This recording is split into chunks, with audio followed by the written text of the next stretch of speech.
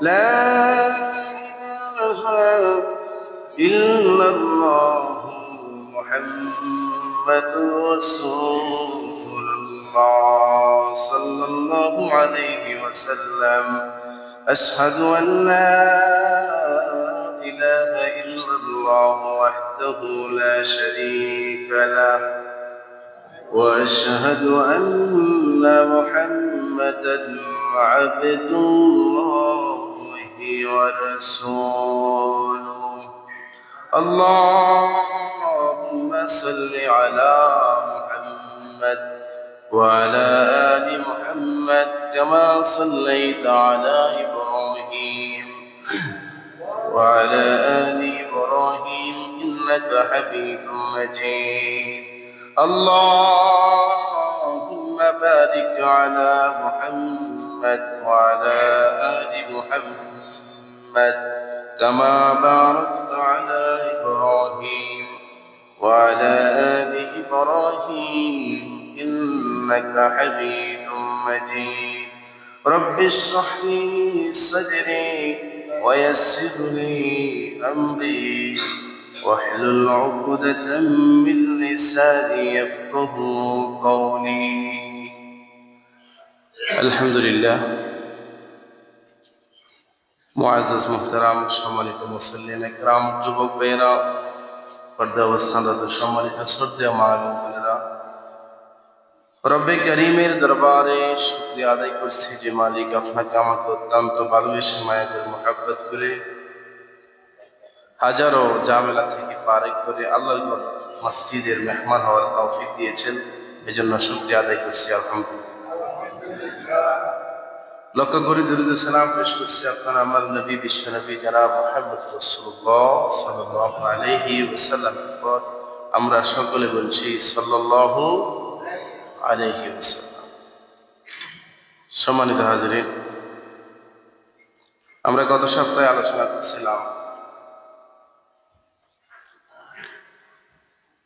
তালেবে ইলম, যারা ইলম শিখার পরে আলেম হবে এদের ফজিলত, আলেমের ফজিলত মর্যাদা নিয়ে ধারাবাহিক। তো আজকে আমি সংক্ষিপ্ত সময়ে এর আলোকে কিছু কথা বলার চেষ্টা করব ইনশাআল্লাহ। আমরা গত সপ্তাহে বলছিলাম পৃথিবীর সর্বশ্রেষ্ঠ ফড়া যেটা জাতিকে উন্নত করে সেই ফড়াটা হলো রবের ফড়া। কার ফড়া? মালিকের ফড়া। ইকরা বিসমি রাব্বিকাল্লাযী খালাক। ফড়া তোমার প্রভুর নামে যিনি তোমাকে সৃষ্টি করেছেন। আমাদেরকে সৃষ্টি করেছেন কি? আল্লাহ। সেই রবের নামের ফড়ার ফজিলত আল্লাহর কাছে কম না বেশি? কারণ আল্লাহ বলেন, বান্দা আমি রহমান, তোমাদের কি কোরআন শিখানোর পরে প্রকৃত মানুষ বানিয়েছেন। যেমন সূরা রহমান আমরা শুনেছি আর রহমান, আমরা বলতেছি আল্লাহ আপনি আমাদের ফকু, আপনি আমাদের রহমান। আল্লামাল কোরআন, যিনি কোরআন শিখান, যিনি কি করেন? এই যে কোরআন শিক্ষাটা, এটা পৃথিবীর কোন মানুষের পক্ষে আল্লাহ তাআলার দয়া ছাড়া, হেদায়েত ছাড়া সবার পক্ষে সম্ভব নয়। এই কোরআনের যারা জ্ঞান শিখবে, ইলমে ওহী জ্ঞান যারা অর্জন করবে, আল্লাহ তাআলা তার হাবিবকে সূরা জুমার 39 নম্বর আয়াতের ভিতরে তিনি বলেন, কুল হাল ইয়াস্তাবিল্লাযীনা ইয়ালামুনা ওয়াল্লাযীনা লা ইয়ালামুন। হে হাবিব, আমার নবী, কুল আপনি বলেন, হাল ইয়াস্তাবিল্লাযীনা ইয়ালামুনা ওয়াল্লাযীনা লা ইয়ালামুন, যারা জানে আর যারা জানে না তারা কি কখনো সমান? তারা কি কখনো সমান হতে পারে? বলে কেমন? আল্লাহ নবী মুহাম্মদুর রাসূলুল্লাহ সাল্লাল্লাহু আলাইহি ওয়াসাল্লাম তার জবানে বলেন, ফাদলুল আলিমি আলাল আবিদি কাফাদলি আলা আদনাকুম। নবীজি মুহাম্মদুর রাসূলুল্লাহ সাল্লাল্লাহু আলাইহি ওয়াসাল্লাম বলেন, তোমাদের মধ্যে সর্বাপেক্ষা ছোট ব্যক্তি হইতে, ছোট থেকে একবারে ছোট আপনা থেকে আপনা ওই ব্যক্তির চেয়ে আমার মর্তবা যত বড়, আমি নবীজি মুহাম্মদুর রাসূলুল্লাহ সাল্লাল্লাহু আলাইহি ওয়াসাল্লামের মর্যাদা তোমরা আমাকে যেইভাবে দেখো, আমার মর্যাদা যত বড়, বেইলম, যার কোনো ইলম নাই, যার কোনো ইলমে ওহির কোনো জ্ঞান নাই, হাদিসের কোনো ইলমাতুর কোনো জ্ঞান নাই, বেইলম আবেদের চেয়ে যার কোনো ওই ইলমে ওহির জ্ঞান নাই, বেইলম আবেদের চেয়ে একজন খাঁটি আল্লাহওয়ালা ইলম অনুপাতে আমল করেনেওয়ালা বেইলম আবেদের চেয়ে একজন খাঁটি আলেমের মর্তবা তত বড়। সুবহানাল্লাহ বলবেন। শুধু আলেম হলে হবে না, রাসূল বলছেন বেইলম আবেদের চেয়ে একজন খাঁটি। মানুষের ভিতরে তো কয়েক রকমের শ্রেণীর মানুষ আছে, কয়েক পেশার মানুষ আছে না? সবাই তো মানুষ। আমার সাথে যে দুইটা হাত, আপনার সাথে দুইটা হাত, আরেকজন ব্যক্তির সাথে দুইটা হাত, নবীজি মুহাম্মদের দুইটা হাত ছিল না? তিনাদের শান, তিনাদের ইলম, তিনাদের আমল কি আমাদের সাথে যায়? এই জন্য নবীজি বলেন, তোমাদের মধ্যে সর্বাপেক্ষা ছোট ব্যক্তি হইতে, মানে একবারে যাদেরকে আমরা একবারে আদনা বলি, ছোট বলি, তোমাদের মধ্যে সর্বাপেক্ষা ছোট ব্যক্তি হইতে আমার মর্তবা। নবীজি বলেন কি? নবীজির মর্তবা কি? আমার মর্তবা যত বড়, বেইলম আবেদের চেয়ে, যার ইলম নাই, ইলমে ওহীর কোনো জ্ঞান নাই, কোরআনের কোনো জ্ঞান নাই, হাদিসের কোনো জ্ঞান নাই, এদেরকে বলে বেইলম। একটা হইছে আলেম আর একটা হইছে কি? বেআলেম। কি? বেইলম আবেদের চেয়ে একজন খাঁটি আলেমের মর্তবা কত বড়, কেমন বড়? ইন্নাল উলামা ওয়ারাসাতুল আমবিয়া। আল্লাহর নবী মুহাম্মদুর রাসূলুল্লাহ সাল্লাল্লাহু আলাইহি ওয়াসাল্লাম বলেন, আমার নবী মুহাম্মদ বলেন, আমার উত্তরসূরি যারা হবে, আমার ওয়ারিস যারা হবে, নায়েবে রাসূল যারা হবে, তারা হলেন আলেমরা। তারা কারা? ইন্নাল উলামা ওয়ারাসাতুল আমবিয়া। তারা হলেন আলেমগণ। আলেম বলা হয় যারা ইলম অনুপাতে আমল আছে। ইলম অনুপাতে কি আছে? আমল আছে। কিন্তু ইলম আছে, অহংকারী তাকাব্বুরি কোনো আমল নেই, ওই আলেমের কোনো আল্লাহর কাছে কোনো দাম নেই। বলে কেমন দাম নেই? একটা ঘর যেমনি ভাবে তৈরি করার পরে কোনো মানুষ ঘরের ভিতরে বসবাস করে না, ওই ঘরের যেমনি করে মানুষের কাছে কোনো দাম নাই। যেই করে কোনো মানুষ বসবাস করে না, ওই ঘরের দাম আছে নাকি? নাই। আল্লাহর নবী মুহাম্মদুর রাসূলুল্লাহ সাল্লাল্লাহু আলাইহি ওয়াসাল্লাম বলেন, যেই কলবের ভিতরে, যে অন্তরের ভিতরে ইলম ওহীর জ্ঞান নাই, কোরআনের কোনো জ্ঞান নাই, কোরআনের কোনো ইলম নাই, হাদিসের কোনো ইলম নাই, দ্বীনি ইলম শিক্ষা করা রাসূলের জন্য বলেন প্রত্যেক নরনারীর উপর ফরজ। তালাবুল ইলমি ফারিদাতুন আলা কুল্লি মুসলিম। তাহলে আল্লাহ তাআলা বলে, যেই ব্যক্তির অন্তরে, কলবের ভিতরে ইলম ওহী, কোরআনের কোনো জ্ঞান নাই, ওই শূন্য কলবের কোনো দাম আমার কাছে নেই। তাহলে বুঝতে হবে, এখান থেকে যদি দাম বলা হতে হবে, আমাকে ইলমে ওহীর জ্ঞান অর্জন করতে হবে। তালাবুল ইলমি ফারিদাতুন আলা কুল্লি মুসলিম। তিনি ইলম শিক্ষা করা কি প্রত্যেকের উপর কি ফরজ আইন। প্রত্যেকের উপর কি ফরজ আইন। কারণ আপনি যদি দিনে ইলমের ইলম ওহীর জ্ঞান না থাকে, আপনি নামাজ পড়তে আসছেন, সেখানে আপনাকে নামাজ পড়ার মতো জানা ইলম লাগবে কিনা? যে নামাজ পড়তে হলে আপনাকে যে জিনিসগুলা জানতে হবে। নামাজের ফরজ, ওয়াজিব, নামাজের ভিতরে শুদ্ধ পড়া, এই জানাগুলোর নাম ইলম। এগুলো জানার নাম কি? ইলম। যদি আপনি ইলম না জানেন, আপনার জানা না থাকে, আপনি কি কাজ করতে পারবেন? আপনি কি নামাজ পড়তে পারবেন? আচ্ছা, এক ব্যক্তি সেই খেতে গেল ধান কাটার জন্য, সে যদি কাছে না নিয়ে যায়, সে কি কাটতে পারবে? আপনি ইলম যদি শিখতে হয়, নামাজ যদি আপনাকে পড়তে হয়, ইমানদার দাবি করেন, আপনাকে প্রথমে ইলমে ওহীর কোরআনের জ্ঞান লাগবে। কারণ নামাজ ভাঙবে কারণ 19টির ভিতরে প্রথম কারণ হলো নামাজে অশুদ্ধ পড়া। নামাজে কি পড়া? অশুদ্ধ পড়া। আমি যদি নামাজে অশুদ্ধ পড়ি, আপনার আমার সূরা কেরাত যদি ঠিক না থাকে, নামাজ হবে তো? জি, নামাজ হবে? তাহলে আপনাকে আমাকে কোরআনের ইলমে ওহীর জ্ঞান লাগবে তো। তা আমরা যারা ইলমে ওহীর জ্ঞান নিজেরাও শিখি নাই, ছেলে মেয়েদের জন্য চিন্তা করতেছি না, তাদের অবস্থা কি হবে? ভয়ঙ্কর। কি হবে? ভয়ঙ্কর হবে। কিয়ামতের কঠিন ময়দানে আপনাকে সময়ের জবাবদিহিতা আল্লাহর কাছে করা লাগবে। এক কদমও সামনে আগানো যাবে না। যে আমি তোমাকে যৌবন জীবন দিয়েছি, সন্তান সন্ততি দিয়েছি, কোন কাজে ব্যয় করছি? দ্বীনি শিক্ষায় তাদেরকে শিক্ষিত করছে কিনা, এটার জবাবদিহিতা করা লাগবে কিনা? একজন, বলা হয়েছে হাদিস শরীফের ভিতরে, একজন বোন, একজন মা যদি জাহান্নামী হয়ে যায়, 4 জনকে আসামি করবে। কয়জনকে? 4 জন ব্যক্তি আসামি হয়ে যাবে একজন নারী যদি জাহান্নামী।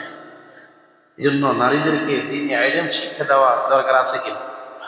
নারী যদি বেপরদা চলে, আপনার আমার জবাবদিহিতা আছে কিনা? আছে না? যেই নারী জাহান্নামে যাবে, প্রথমে তার বাবা জাহান্নামে যাবে, ওই নারী বেপরদার কারণে। এরপরে তার বড় ভাই যারা আছেন, বোন যদি এলোমেলো চলে, জবাবদিহিতা আছে কিনা? এরপরে আসেন তার স্বামী, তার কে? স্বামী। এরপরে স্বামীর পরে আসবে ছেলে সন্তান, তার বড় ছেলে, তার কি? তাহলে কয় ব্যক্তি জাহান্নামে যাবে? একজন নারী কত মারাত্মক দেখছেন? একজন নারী যদি জাহান্নামী হয়ে যায়, 4 জন পুরুষকে জাহান্নামে নিয়ে যাবে। তাহলে প্রথম নম্বরে কি? প্রথম নম্বরে কি? বাবা। দ্বিতীয় নম্বরে বড় ভাই। তৃতীয় নম্বরে স্বামী। চতুর্থ নম্বরে বড় ছেলে। এই জন্য আমাকে ইলমে দ্বীনের ওহী শিক্ষা অর্জন করা লাগবে, দেওয়া লাগবে। যার ভিতরে ইলমে ওহীর জ্ঞান আছে, কোরআনের জ্ঞান যার ভিতরে থাকবে,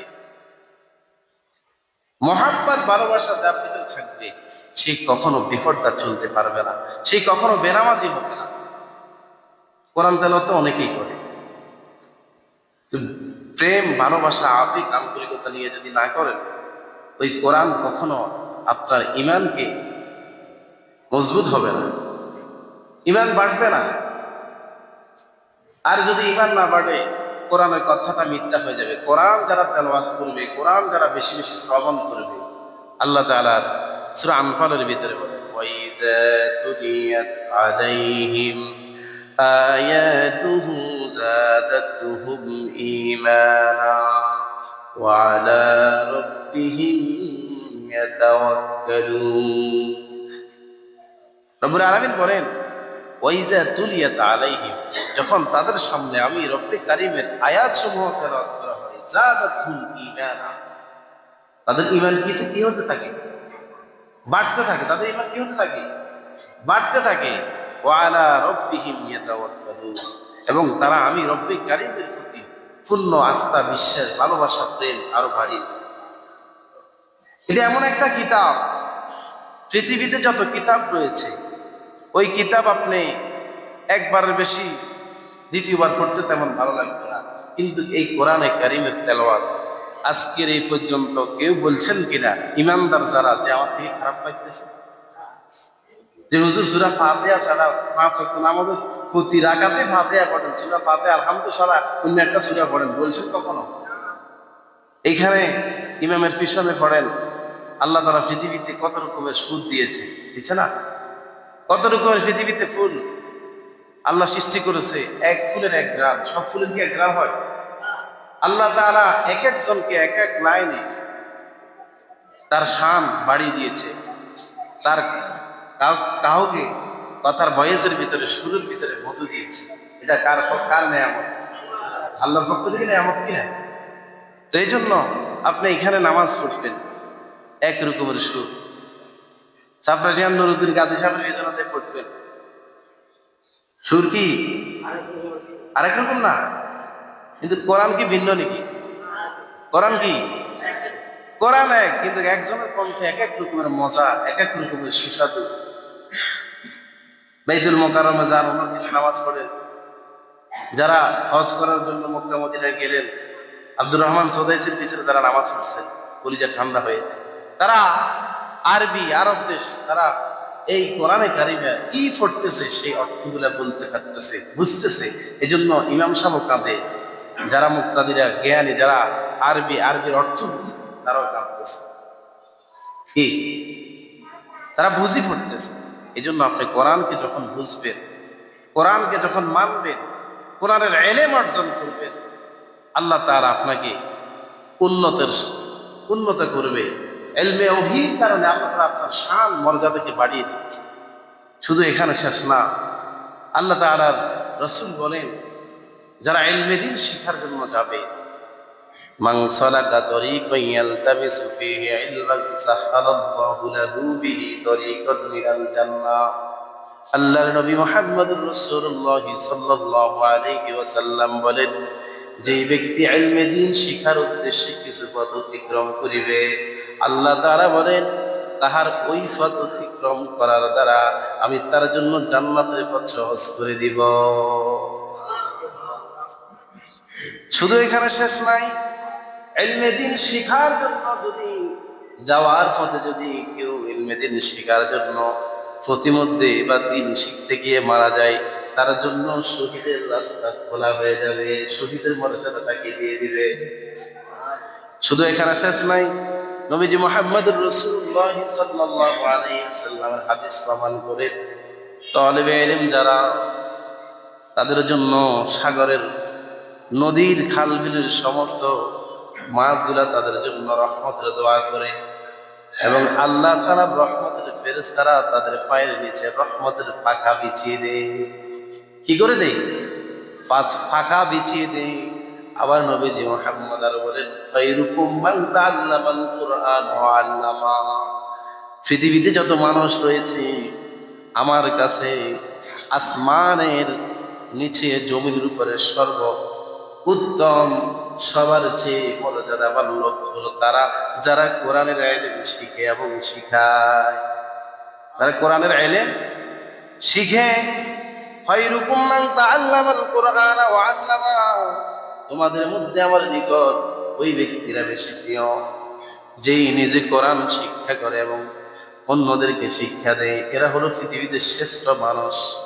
এরা হলো পৃথিবীতে কি? শ্রেষ্ঠ মানুষ।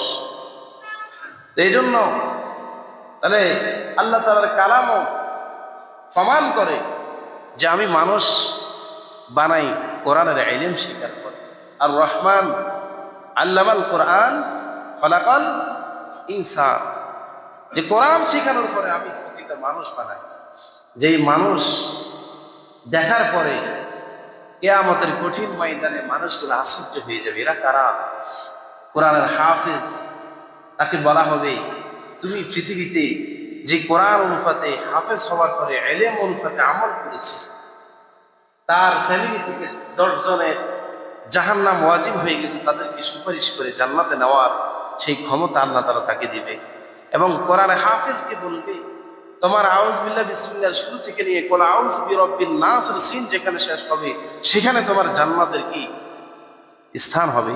তুমি কোরআন তেলাওয়াত করতে থাকো আর করতে থাকো, যেখানে কুল আউযু বিরাব্বিন নাস শেষ হবে, সেখানে তোমার জান্নাতের স্থান হবে। কত শান দিয়েছে। শুধু এখানে শেষ না, কালকে কিয়ামতের দিন কঠিন ময়দানে কোরআনে হাফেজ, কোরআনে আলেম যারা হবে, তাদের আব্বা আম্মাকে আল্লাহ তাআলা সম্মানিত করবেন, রাজকীয় প্রাসাদে বসাবেন, আসনে বসায় তাদেরকে নূরের টুপি পরিধান করানো হবে, সমস্ত হাসরবাসী, সমস্ত জান্নাত এভাবে কি হয়ে যাবে? আলোকিত হয়ে যাবে, মানুষগুলো আশ্চর্য হয়ে যাবে, এরা কারা? তখন আল্লাহ তাআলা বলবেন, এরা হলো ওই সমস্ত লোক যারা পৃথিবীতে তার আদরের সন্তানকে, আদরের মেয়েকে কোরআনের শিক্ষায় শিক্ষিত করেছে, হাদিসের, রাসূলুল্লাহর সুন্নাত হাদিসের শিক্ষায় শিক্ষিত করেছে, সুশিক্ষা তাদেরকে দিয়েছে, কুশিক্ষা তাদেরকে বেয়াদব বানায় নাই, সুদখোর, ঘুষখোর, বাটপার, সিটিংবাজ, সাদাবাজ বানায় নাই, তাদেরকে সুসন্তান বানিয়ে আসছে। আজকে এই জন্য তাদেরকে এত মর্যাদা। আপনি কি, আমি কি চাই না কিয়ামতের কঠিন ময়দানে কোটি কোটি মানুষের সামনে আল্লাহ তাআলা আমাকে সম্মানিত বানাক, আমি একজন হাফিজের মা হই, হাফিজের বাবা হই, আলেমের বাবা হই, আলেমের মা হই, আলেম বংশের আমি একজন সম্মানিত অভিভাবক হই। আমি কি চাই না কিয়ামতের কঠিন ময়দানে যে সন্তান হয়ে যেতে পারে আমার আমার নাজাতের উসিলা হয়ে যেতে পারে, যেই সন্তান আমি মারা যাওয়ার পরে গর্ব করে বলতে পারবে যে আমার বাবার জানাজার নামাজ আমি নিজেই পড়াবো, এটা তো সবচেয়ে সফলতার বিষয়, এটা তো সবচেয়ে গর্বের বিষয়। আজকে জানাজা পড়াবে কি খোঁজ করে পাওয়া যায় না, শেষ মসজিদের ইমাম সাহেব আসে নামাজ পড়ার জন্য। কি আজকে আমার মেয়েকে আমি দিনী শিক্ষা শিক্ষিত করি নাই, আমার যখন সহধর্মিনী, আমার যখন ওয়াইফ স্ত্রী মারা যায়, তখন তাকে যে গোসল করে দাফন কাফনের ব্যবস্থা করবে, গোসল করানোর মতো ভালো কোনো কি, গোসল করার মতো ভালো কোনো লোক পাওয়া যায়, ভালো কোনো মহিলা পাওয়া যায় না। আমল নাই, ফর্দা নাই, নামাজ নাই, কি যে অবস্থা। এই জন্য দিনী শিক্ষা অনেক প্রয়োজন আছে। যে কোনো সেক্টরে যাবে, ইলমে ওহীর হাদিসের যখন জ্ঞান থাকবে, কোনো সেক্টরে তার কোনো সমস্যা হবে না। পাশাপাশি তাকে অলরাউন্ডার, সর্বলাইনের জ্ঞান, বর্তমান শিশুছেন, বর্তমান সময়ে সর্বদিকের জ্ঞান তাকে অর্জন করতে হবে। আপনি ইংরেজিকে, উর্দুকে, আরবিকে, সব বিষয়কে আপনি গুরুত্ব দিতে হবে। এখন হয়েছে যে প্রতিযোগিতা, এখন কি আধুনিক যুগ, এখন সবকিছু কি প্রতিযোগিতা চলতেছে। এই জন্য আপনি নিজেকে যোগ্য করবেন কোরআন হাদিসের লাইনে, আপনার ছেলে মেয়েদেরকে দ্বীনি শিক্ষা অর্জন করবেন, এদেরকে তালিম তারবিয়া, এদের বাড়িতে তালিমের ব্যবস্থা করবেন। এভাবে কি নবীজির হাদিস থেকে কিছু হাদিস তাদেরকে শোনাবেন, সকাল বিকাল কিছু আমলের কিছু সময় বের করবেন, আপনি তাদের সাথে সময় দিবেন। আপনি কোরআন হাদিস শিখতে পারেন নাই তো কি হয়েছে, আলেম হইতে পারেন না তো কি হয়েছে, বাজারের লাইব্রেরিতে ভালো ভালো কি যে জান্নাতি রমণীদের গুণাবলী, বিভিন্ন আপনার কিতাবগুলো রয়েছে, আপনার এই যে বুখারী শরীফের বাংলা রয়েছে, সিয়াসিতের যে ছয়টা কিতাব, এই কিতাবগুলো নিয়ে আসেন না। কিছু আমল ফাজাইলের রাসূলুল্লাহ যে আমলগুলো করছেন দৈনিক 5 ওয়াক্ত নামাজের পরে, কিছু কিতাব আছে। আজকে কত না টাকা আমরা নষ্ট করে ফেলছি। একটা বাজার থেকে, লাইব্রেরি থেকে একটা ভালো কিছু নিয়ে আসেন, আপনার মেয়ে, আপনার ছেলে, এরা যখন অবসর হবে মোবাইল থেকে এদেরকে বিরত রাখে, এই কিতাবগুলো একটু ধরাই দেন, পড়ুক, তারা শিখুক। কারণ এমন একটা সময় আপনি চলে আসছেন, চাইলেও আপনি হুজুরের কাছে যেতে পারবেন না, চাইলেও আপনার স্ত্রীকে কোথায় পড়ানোর জন্য পাঠাতে পারবেন না। বাসায় বসায় একটু কিছু মহিলাদের জন্য কিছু তালিমের ব্যবস্থা করেন, পুরুষের জন্য কিছু মসজিদের ব্যবস্থা করেন, কোরআন শিখার জন্য একটু ব্যবস্থা করেন। কি এই কাজগুলো কি আমরা করতে পারবো না? কথা বলেন, এই কাজগুলো কি আমরা করতে পারবো না? তাহলে আমরা আশাবাদী পরকালে আল্লাহ তাআলা আমাদের শান, আমাদের মর্যাদা বাড়িয়ে দিবে এই কোরআনের বরকতে। কোরআনকে আমি পড়তে পারি না তো কি হয়েছে, যারা পড়তে পারে তাদেরকে ভালোবাসি, তাদেরকে মহাব্বত করি, তাদের কোরআন তেলাওয়াত যখন করতেছে একটু শুনি, তাদের যখন মাহফিল হয়, ওয়াজ হয়, সেখানে একটু যাই, কিছু কথা শুনি, নিজের জীবনের সাথে মিলিয়ে একটু আমল করি, নিজেকে একটু পরিবর্তন করি। আফসোসের কিছু নাই যে আমি আলেম হতে পারি নাই, সবাইকে আলেম হতে হবে, কিন্তু যতটুকু নামাজ পড়তে হলে আপনাকে পর্দা ফসিতে আপনাকে চিনতে হলে যতটুকু ইলম দরকার, অতটুকু ফরজ আইন, অতটুকু কি ফরজ আইন, এটা আপনাকে জানতে হবে। আপনি নামাজ পড়তেন কিভাবে, কিভাবে পর্দার, এখন তো অনেকে পর্দা কিভাবে করে, কার সাথে কিভাবে পর্দা করবে, এটাও অনেকে জানে না। জানে আজকে বাড়িতে গেলে আমাদের হাল এমন অবস্থা, আমার হালাল স্ত্রী ছাড়াও আমি অন্য অন্য মহিলাদের সাথে কথা বলি বেড়াই, যে আমি বাড়িতে আমার এ অমুক, আমার শাশি হয়, আমার এই সেই বিভিন্ন রকম কথা বলি না, আমার খালা তুলুন, মামা তুলুন, শাশা তুলুন। এইভাবে মহিলাদের ক্ষেত্রেও আমার অমুক ভাই, তমুক ভাই, ফালতু ভাই, ফালতু ভাই, আমার আপন মানুষ কি। এজন্য এই যে ফর্দা, আপনাকে হালাল হারাম বুঝতে হলে আপনাকে কোরআনের কাছে আসতে হবে, ইলমে ওয়াহির জ্ঞান লাগবে। এজন্য আমি আপনাদেরকে অনুরোধ করবো, আমি বেশি আর কথা বলবো না, যে সামনে আমাদের এখানে মাদ্রাসা আছে, যারা আমরা আশেপাশে আছি, আমাদের ছেলে সন্তানকে ইলমে দ্বীনের ওয়াহির জ্ঞানটা আমরা আগে দিব। এরপরে আপনি যদি এই ছেলেটা যদি বুঝে, আপনি যদি মনে করেন না 3 জামাত পড়ানোর পরে আমার ছেলে মেয়েদের যথাযথ হয় নাই, এদেরকে আরো মাদ্রাসা পড়ানোর দরকার, আলেম বানানোর দরকার, হাফেজ বানানোর দরকার, এদের মন যখন এদের মুখ মেরে এটা দেখবেন, প্রতিভা অনুভূতিটা দেখবেন, ওর আলোকে আপনি তাদেরকে কি সামনের দিকে অগ্রসর করবেন। আপনি নিজেও এই বিষয়গুলো তদারকি করবেন, তাহলে আমরা আশা করতে পারি যে আমি যখন মারা যাব, পৃথিবী থেকে চলে যাব, আপনার আমার মারা যাওয়ার পরে আপনার আমার মতো অসহায় আর কেউ থাকবে না, আমল করার আর কোনো সুযোগ থাকবে না। চাইলেও নামাজ পড়তে পারবো না, চাইলেও হজ করতে পারবো না, চাইলেও যাকাত কি দিতে পারবো না। কিন্তু আমি যদি একজন সুশিক্ষিত ছেলে, নেককার সালেহ সন্তান যদি আমি রেখে যাই, আমি আশা করতে পারি কবরের ভিতরে আমি শুয়ে শুয়ে একটা সদগায়ে জারিয়া আমল আমি ফেলে থাকি। সন্তান অন্তত পক্ষে কথা বলবে। যদি আপনি আউযুবিল্লাহ বিসমিল্লাহ যদি আপনি তাকে না বলেন, যদি ইংলিশ মিডিয়ামে পড়ান, ক খ এগুলো শিখান, কবরের পাশে এগুলো বললে কোনো সওয়াব আছে তো?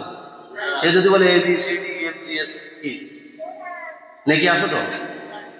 ক খ বললে নাকি আছে তো? আর যদি বলে বিসমিল্লাহির রহমানির রহিম নাকি আছে তো? আচ্ছা, আজকে যেখানে ফজিলত বেশি সেখানে আমরা নাই, আমরা বুঝি নগদ, আমরা বুঝি কি নগদ, যেটা ভাই ওটা দিয়েছেন আমরা ধরা, বাকির নাম ফাঁকি। আর পৃথিবীতে সবচেয়ে দুনিয়া এবং আখিরাতে ধনাত্মক ব্যক্তি হল তারা যারা ইলম শিখে, ইলমের দৌলত যাদের কাছে আছে, আমল যারা করে ইলম অনুপাতে, এরা হয়তো পৃথিবীতে এবং পরকালে সবচেয়ে ধনাত্মক ব্যক্তি হলো তারা যাদের কাছে ইলমের দৌলত আছে। আজকে আমরা যাদেরকে ধনাত্মক মনে করি, যাদের প্রভাবশালী মনে করি, কালকে আমাদের দিন তারা আফসোস করবে, আফসোস করতে করতে তাদের হাত পা এবং তারা খেয়ে ফেলবে, সেদিন তাদের আফসোসে কোনো কাজে আসবে না।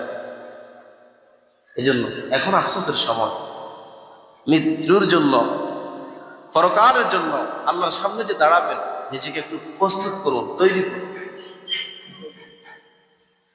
গত কয়েকদিন আগে দেখলাম একজন বক্তা, সে আলোচনা করতেছেন, আলোচনার মধ্যে সেই পৃথিবীতে চলে গেলেন, জীবনের আলো সফর তার শেষ হয়ে গেছে। আরো কিছুদিন আগে দেখলাম মাদ্রাসার একটা সন্তান সিজদারত অবস্থায় সেই কি মারা গেল। তাহলে আপনার আমার হায়াত কতদিন আমি বাঁচবো, একটু নিজেকে চিন্তা করছি। আপনার আমার হায়াত, আপনার আমার মৃত্যু অনেক নিকটে, অনেক কাছে। এজন্য সব সময় নিজেকে প্রস্তুত করেন যে আমি কি অবস্থাতে আছি, আমি কি করতেছি। যদি আমি গান শুনতে শুনতে মারা যাই, যদি অশ্লীল খারাপ ব্যবহার করতে করতে মারা যাই, তাহলে আমার অবস্থাটা কি হবে? এই জন্য সবসময় একটু উজু অবস্থায় থাকেন, একটু তাসবিহ তালিম পড়েন, শুক্রবার আসলে দুরূদের আমল করেন। সাল্লাল্লাহু আলাইহি ওয়াসাল্লাম, সাল্লাল্লাহু আলাইহি ওয়াসাল্লাম গুনাহ করছেন, সাথে সাথে অনিচ্ছাকৃতভাবে, অনাকাঙ্ক্ষিতভাবে হয়ে গেছে, ইস্তেগফার করেন, আস্তাগফিরুল্লাহ, আল্লাহ তুমি আমাকে ক্ষমা করে দাও, আস্তাগফিরুল্লাহ। শরীর দুর্বল, আপনার শক্তি, শরীরে কি শক্তি লাগছে না, ইস্তেগফার শুরু করেন, ইস্তেগফারের আমল শুরু করে দেন, সাল্লাল্লাহু আলাইহি ওয়াসাল্লাম শুরু করে দেন, আপনার উপর বরকত আসবে, আপনার শক্তি বাড়িয়ে যাবে। এই জন্য বলা হয়েছে তুমি ততটুকু গুনাহ করো যতটুকু তুমি জাহান্নামের আগুন আযাব তুমি সহ্য করতে পারো। আল্লাহ তাআলা আমাদের সবাইকে যথেষ্ট যে কথাগুলো বলেছে আমাকে এবং সবাইকে আমল করার তৌফিক দিয়ে দিক, এবং আমাদের ছেলে সন্তানকে তিনি শিক্ষায় শিক্ষিত অর্জন করে পরকালে সম্মানিত হওয়ার তৌফিক দিয়ে, দুনিয়া এবং আখিরাতে সফল কাম অর্জন করার তৌফিক দিয়ে সকল বলছে আমিন। ওয়া মা তাওফীক ইল্লা বিল্লাহ। আমরা যারা